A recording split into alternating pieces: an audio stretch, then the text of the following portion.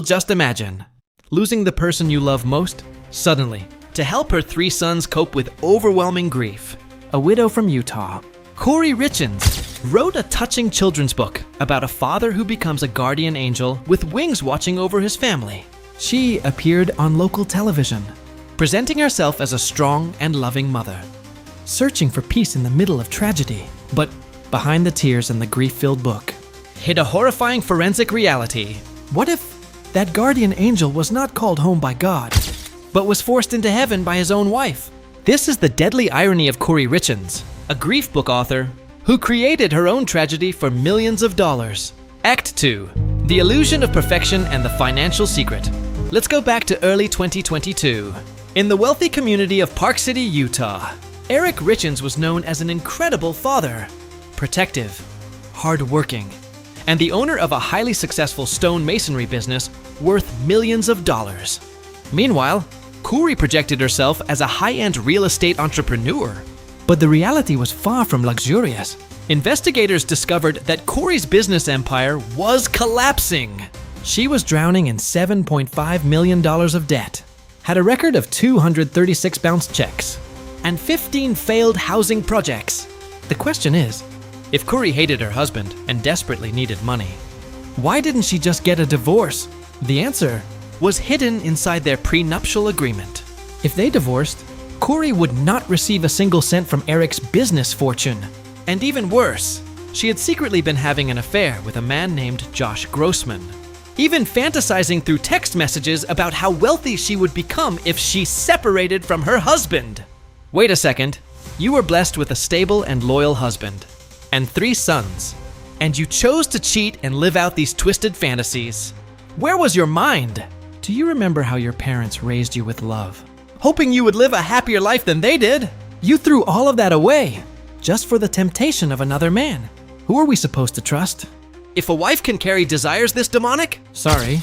My emotions boiled over while reading this case. Act 3. The first attempt and the night of execution kneeling cornered. Kouri set a deadly plan into motion. Secretly, she took out a life insurance policy on Eric worth nearly $2 million without his knowledge. She then asked her former housekeeper, Carmen Lauber, to buy illegal fentanyl from the black market. Kouri reportedly referred to the fentanyl as Michael Jackson stuff.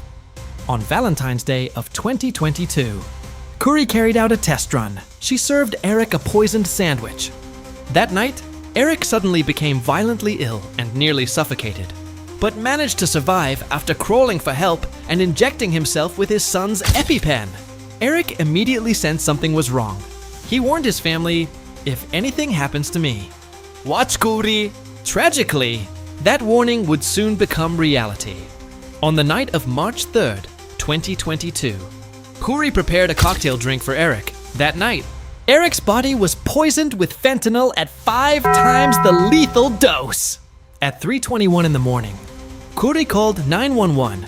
In the emergency recording, she cried hysterically, claiming she was desperately performing CPR on her husband to save his life. Act 4. Digital Lies and the Fake Book. But this is where technology destroyed her perfect act. Digital forensic experts discovered that during the 911 call, the proximity sensor on Kouri's phone remained activated the entire time. What does that mean?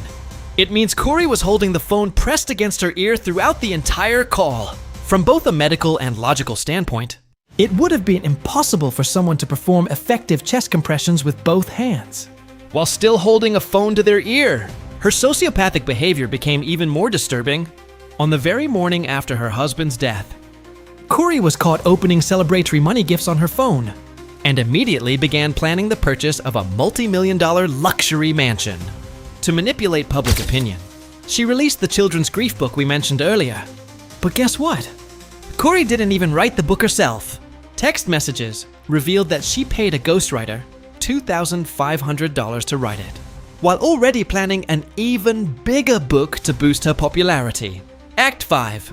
The life sentence and the son's words. But in the end, Kouri's entire stage performance collapsed inside a Park City courtroom in March 2026. Shockingly, Kouri's expensive defense team suddenly closed their case without calling a single expert witness. The jury was stunned in only 3 hours. The jury found Kouri guilty on all murder and fraud charges. Her sentencing took place on May 13th, 2026, which, ironically, was her husband's 44th birthday. But the most heartbreaking moment was not the judge's verdict. It was the statement from Kouri's own son, read aloud in court by his therapist. The 13-year-old boy completely destroyed the motherly image. Kouri had built in her book with these devastating words, "I do not miss my mom. I'm scared that if she gets out, she will come after me, my brothers, and my entire family. I think she will take us away and do bad things to us, like hurting us."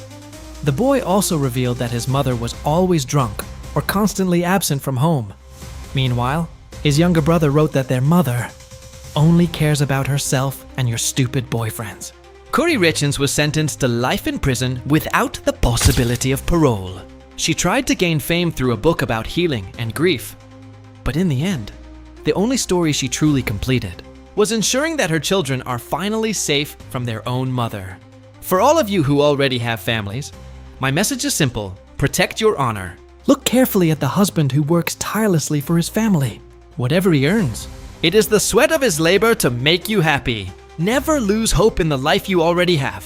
I truly believe everyone will eventually find their chance to be happy. Don't forget to like, share, and subscribe for more criminal case studies. See you again in the next mystery.